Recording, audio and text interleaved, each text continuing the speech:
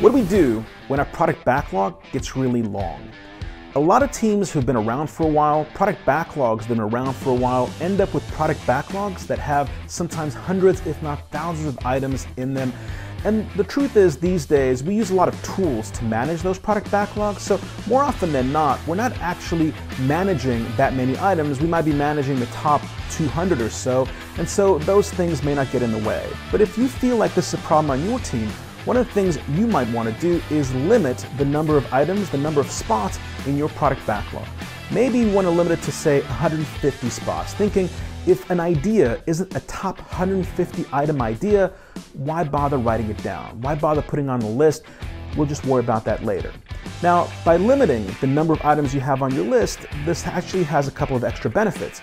If you're in a very heavily request-driven environment where a lot of the items on your product backlog are as a result of business requests or customer requests, by limiting the number of items on your product backlog, it will actually encourage your stakeholders to pre-filter, to pre-sort, to pre-prioritize their requests, because your customer isn't going to show up with their top 30 ideas because they know they have to outcompete all these other 150 ideas in order to make the list, so they're likely going to come to you with the top 3 or the top 5. This way, it'll help your product owner identify what's really most important to those stakeholders.